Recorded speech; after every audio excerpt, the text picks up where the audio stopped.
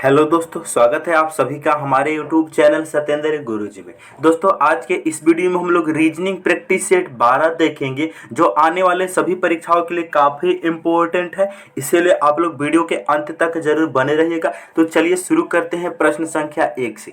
आपका पहला क्वेश्चन है, निम्न श्रृंखला की अगली संख्या ज्ञात कीजिए। यहाँ पर जो सीरीज का लास्ट क्वेश्चन, यहाँ पर जो क्वेश्चन मार्क है ना, इनके स्थान पर कौन सा नंबर आएगा यही बताना है। ठीक है, सबसे पहले देखेंगे 4 से 6 कैसे बना है, 6 से 12 कैसे बना, 12 से 14 कैसे बना, 14 से 28, 28 से 30, 30 से क्वेश्चन मार्क बनेगा। ठीक है, इसके लिए 4 ऑप्शन दिया गया। आप लोग वीडियो को रोक लीजिए, अपने से ट्राई कीजिए। ठीक है दोस्त, चलिए हम बताते हैं यहाँ पर क्या लॉजिक है, ध्यान से देखेंगे। सबसे पहले देखेंगे 4 से 6 कैसे बना है। मेरे प्यारे साथियों, अगर 4 में मैं प्लस का 2 कर दूंगा तो 6 बन जाएगा। बात समझ में आ रही है कि नहीं? 4 में प्लस हम 2 करेंगे तो 6 बनेगा। बहुत बढ़िया। अब देखेंगे 6 से 12 कैसे बना है। अगर हम 6 को 2 से गुना कर देंगे तो 6 दूनी 12 हो जाएगा। बिल्कुल सही। आगे देखेंगे 12 से 14 बना, फिर यहाँ पर प्लस का 2, 12 और 2 14 हो गया। फिर देखेंगे 14 को हम 2 से गुना करेंगे तो 28 बनेगा। यहाँ देखेंगे 28 में प्लस का 2 करेंगे तो 30 बनेगा। यानी कहने का मतलब एक बार प्लस 2, फिर गुना 2, फिर प्लस 2, फिर गुना 2, फिर प्लस 2, तो अगली बार क्या होगा भाई? अगली बार हो जाएगा गुना 2। ठीक है, क्योंकि प्लस 2 के बाद गुना 2 आएगा, तो 30 गुना 2 कितना हो जाएगा? 60। 60 कौन सा ऑप्शन में दिया है भाई? ऑप्शन नंबर बी में दिया है। तो इस क्वेश्चन का सही जवाब ऑप्शन बी होगा। ठीक है, चलिए क्वेश्चन नंबर 2 की ओर अब हम लोग बढ़ते हैं। चलिए क्वेश्चन नंबर 2 में क्या कह रहा है भाई, ध्यान दें। कह रहा है नीचे दिए गए विकल्पों में से संबंधित संख्या को चुनिए। नीचे दिए गए विकल्पों में से संबंधित संख्या को चुनिए। जिस प्रकार 49 का जो रिलेशन है वो 81 के साथ में है, सेम वही संबंध 1 से 21 का क्वेश्चन मार्क के साथ में होगा। ठीक है भाई, आपको मैं एक बात बताता हूँ। देखो, जब भी एनालॉजी का क्वेश्चन आता है ना, तो सबसे पहले हम लोग ढूंढते हैं उसमें स्क्वायर या क्यूब्स ढूंढते हैं। ठीक है, अगर ई लॉजिक नहीं है तब इसके बाद हम लोग चले जाते हैं, जानते हैं किस पे? इस पे जाते हैं हम मल्टीप्लाई या फिर डिवाइड पे जाते हैं। अगर ये भी लॉजिक नहीं लगता है तब हम एडिशन और तब जाके सब्ट्रैक्शन पर जाते हैं, क्योंकि ये इसका प्रायोरिटी होता है। सबसे पहले स्क्वायर क्यूब्स चेक करेंगे, उसके बाद मल्टीप्लाई या डिवीजन, या उसके बाद एडिशन सब्ट्रैक्शन। ठीक है, तो इस क्वेश्चन में स्क्वायर क्यूब्स चेक करेंगे तो सबसे पहले यहाँ पर सारा नंबर स्क्वायर दिख रहा है आपके सामने। ये क्या है? 7 का स्क्वायर है। ये क्या है? 9 का स्क्वायर है। समझ रहे हैं? ये क्या है? 11 का स्क्वायर है। तो ये बताइए क्वेश्चन मार्क के स्थान पर क्या आएगा? मेरे दोस्त ध्यान से सुनेंगे। ये 7 का स्क्वायर 49, 9 का स्क्वायर 81, ये 11 का स्क्वायर है। तो हमने आपको क्या बोला? जिस प्रकार 49 का संबंध 81 से है, से वही संबंध 1 से 21 का क्वेश्चन मार्क के साथ में होगा।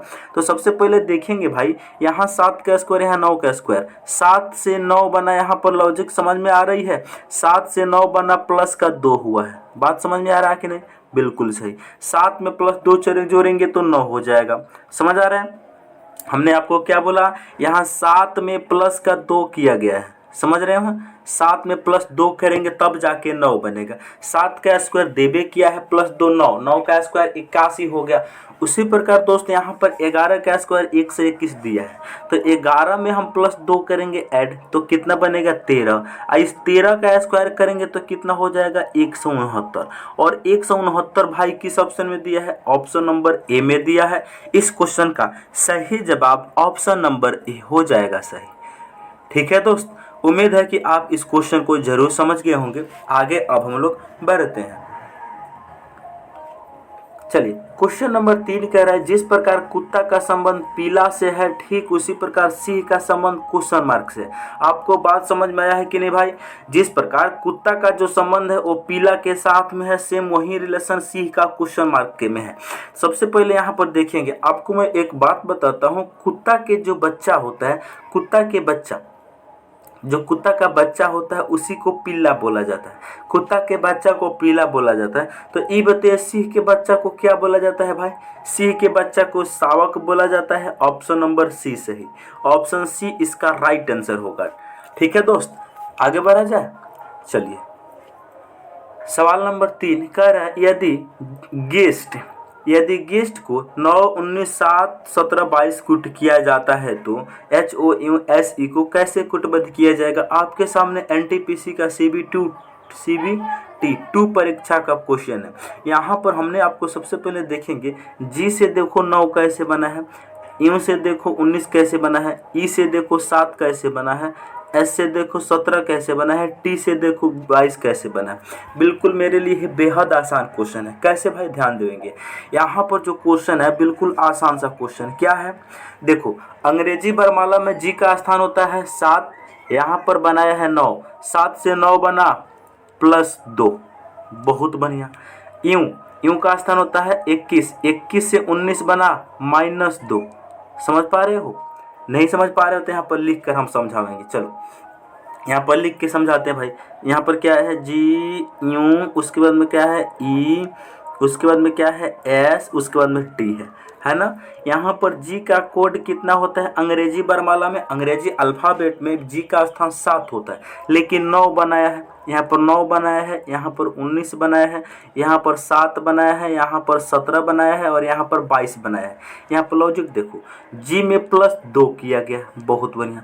यू का स्थान होता है 21 तो 19 लिखा, यहाँ -2 किया गया है। ई का स्थान होता है 5, यहाँ 7 लिखा है +2 किया गया है। एस का स्थान होता है 19, यहाँ पर -2 करेंगे तो 17 बनेगा। टी का स्थान होता है 20, यहाँ पर लिखा है 22, यानी +2 किया गया। यानी एक बार +2 फिर -2 फिर +2 फिर -2 फिर +2, लॉजिक है। तो उसी प्रकार भाई यहाँ पर जो हाउस का कोड है हम नहीं निकाल सकते, बिल्कुल निकाल सकते हैं। कैसे भाई ध्यान देंगे, एच का स्थान होता है 8, यानी पहली बार में क्या करना है +2 करना है, ठीक है। एच का स्थान होता है 8, 8 में 2 जोड़ेंगे तो हो जाएगा कितना 10 हो जाएगा। ओ ऑप्शन ही गलत होगा जो 10 से शुरू नहीं है, ऑप्शन सी गलत क्योंकि 10 से स्टार्ट नहीं है। आगे देखो उसके बाद में क्या है ओ में से क्या करेंगे, दूसरा नंबर में -2 करेंगे। ओ का स्थान होता है 15, 15 में से 2 घटेगा बचेगा कितना 13, तो 10 के बाद में 13 आएगा। तो ऑप्शन नंबर हमारा ए गलत क्योंकि 10 के बाद में 17 दिया है। हमारा अभी तक ऑप्शन बी और ऑप्शन डी ठीक चल रहा है, ठीक है। आगे देखेंगे उसके बाद में क्या है यूं है तो यूं में क्या करेंगे भाई +2 करेंगे, क्यों, क्योंकि -2 हम कर चुके हैं ओ में, तो यूं में +2 करेंगे कितना होगा। यूं का स्थान होता है 21, 21 में 2 जोड़ेंगे 23 और 23 यहाँ पर 23 लिख देंगे। एस में से -2 करेंगे, एस का स्थान होता है 19, 19 - 2 17, ई का स्थान होता है 5, तो 5 में हम 2 जोड़ेंगे तो कितना बनेगा 7। तो ई बताइए 10, 13, 23, 17, 7 कौन सा ऑप्शन में दिया है। ऑप्शन नंबर किस ऑप्शन में दिया है भाई, किस ऑप्शन में दिया है, ध्यान से देखो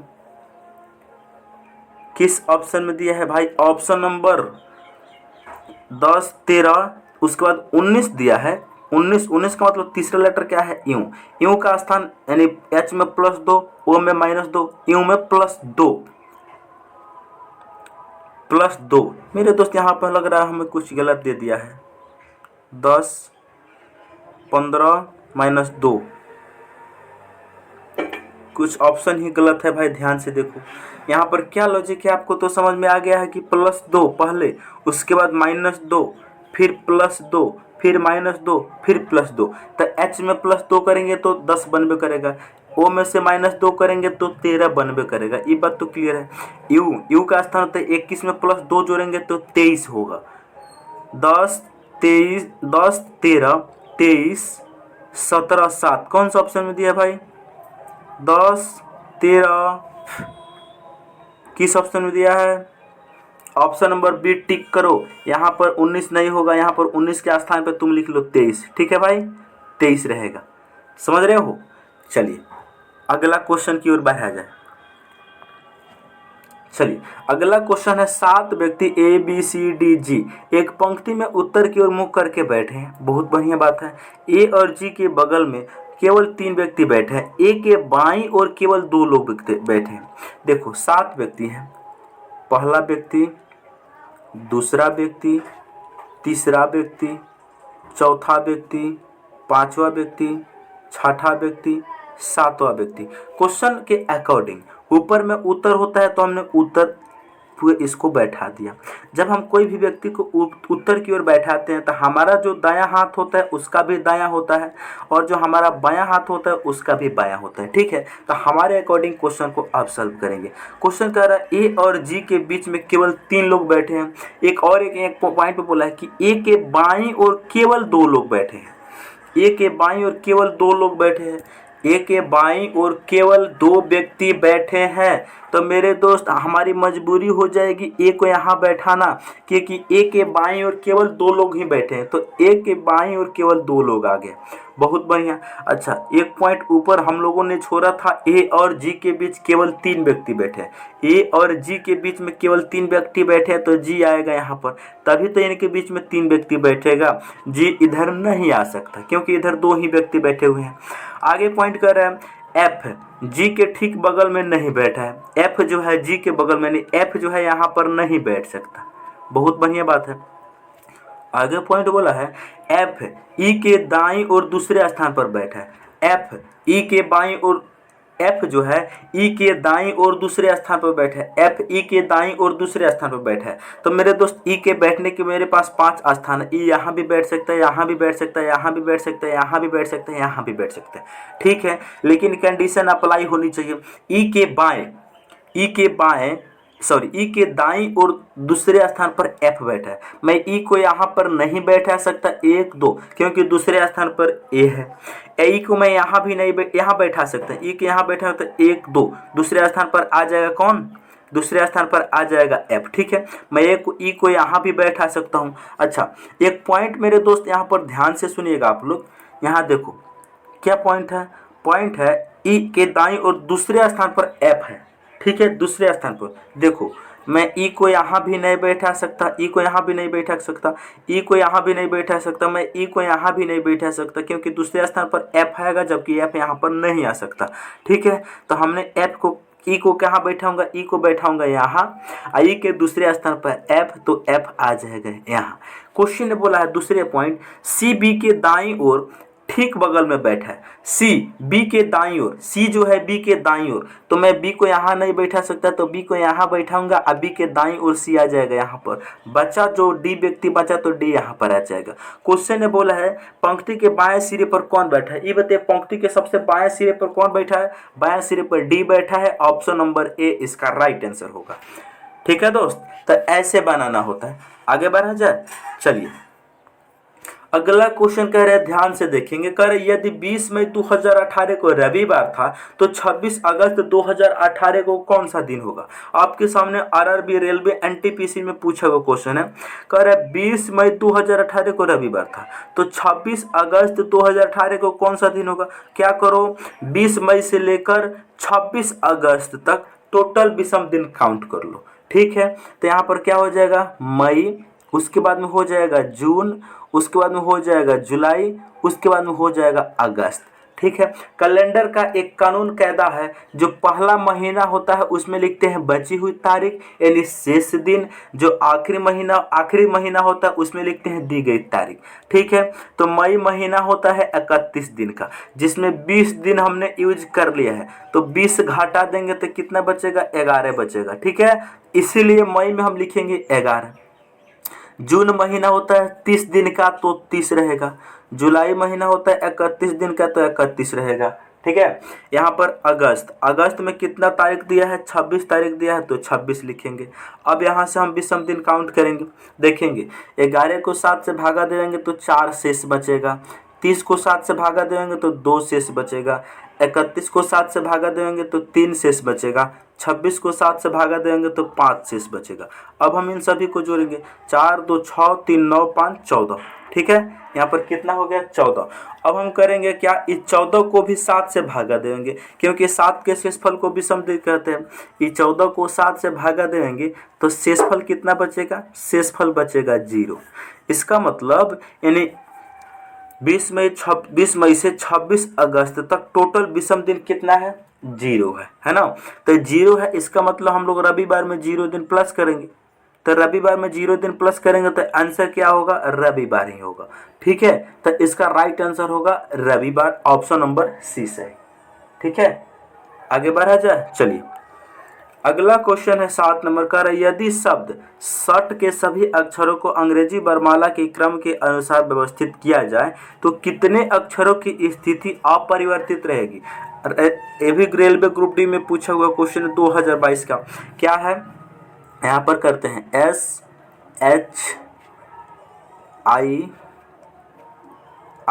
शट है, इनको अपरिवर्तित करना है अंग्रेजी वर्णमाला के अनुसार। तो ये बताइए SHIRT में सबसे पहले कौन आता है। सबसे पहले H आता है तो हम H को लिखेंगे, उसके बाद में I आता है तो हम I को लिखेंगे, उसके बाद SRT में सबसे पहले कौन आता है, सबसे पहले R आता है तो R को लिखेंगे, उसके बाद में S को लिखेंगे और लास्ट में T लिखेंगे। तो ये बताइए इस सभी में ऐसा कौन सा लेटर है जो अपरिवर्तित रहा। मेरे दोस्त T जो है पहले भी लास्ट पे था, T अभी भी लास्ट में है। कहने का मतलब जो T है दाहिने बगल में था, अभी भी दाहिने बगल में है, यानी एक ही लेटर है जो T जिनका स्थान परिवर्तित नहीं रहा। ऑप्शन नंबर डी इसका सही जवाब होगा। ठीक है, आगे बढ़ा जाए। चलिए अगला क्वेश्चन है 8 नंबर का, यदि ADC का कोड जो है 12 है, ADC को 12 लिखा है तो उसी प्रकार BEC का कोड क्वेश्चन मार्क के साथ में, तो क्वेश्चन मार्क के स्थान पर क्या आएगा। मेरे प्यारे साथियों ध्यान से सुनेंगे। ADC को 12 कैसे लिखा है इसी को देखेंगे। A है A D और C को उसने 12 कैसे लिखा है, बस इसी को जांच करो। देखो हम सभी कोई जानते हैं E का अंग्रेजी वर्णमाला में A का स्थान होता है 1, D का होता है 4, C का होता है 3। ठीक है, इन सभी का यूज करके 12 बनाना है। तो क्या करेंगे कि 12 बन जाएगा। देखो ध्यान से, यहाँ पर करना क्या मेरे दोस्त, उसी प्रकार जो लॉजिक यहाँ पर लगेगा उसी प्रकार वही लॉजिक यहाँ पर लग जाएगा। B E और C का कोड क्या होगा दोस्त। B का स्थान होता है 2, E का स्थान होता है 5, C का स्थान होता है 3। ठीक है, यहाँ इनका क्या होगा यही बताना है। सबसे पहले यहाँ पर लॉजिक ढूंढो कि 1 4 3 का यूज करके 12 कैसे बनाया होगा। हम इन सभी को आपस में ऐड करके देखते हैं। 1 4 5 और 3 8, लेकिन यहाँ पर तो 12 लिखा है, इसका मतलब ये लॉजिक नहीं है। अगर हम इन तीनों को आपस में गुना कर दें, तीनों को आपस में गुना कर दो तो 1 से 4 में गुना करेंगे 4 होगा, 4 गुना 3 12, बिल्कुल यानी गुना करने पर लॉजिक सेट हो रहा है। तो यहाँ पर भी इन सभी को गुना करके देखेंगे कि ऑप्शन मैच कर रहा है कि नहीं। यहाँ पर गुना करेंगे 2 गुना 5 10, 10 गुना 30 कितना हो जाएगा 30। ये बताइए 30 कोई ऑप्शन में दिया है, हाँ बिल्कुल दिया है ऑप्शन नंबर सी में। तो ऑप्शन सी इस क्वेश्चन का सही जवाब होगा। ठीक है, चलिए तो मैं उम्मीद करता हूं कि आप लोग सारे प्रश्न को बहुत ही बढ़िया तरीके से समझ गए होंगे। यदि आप हमारे चैनल पर पहली बार आए हैं तो चैनल को जरूर सब्सक्राइब करें और अपने दोस्तों के पास शेयर करें। मिलते हैं नेक्स्ट वीडियो में। जय हिंद।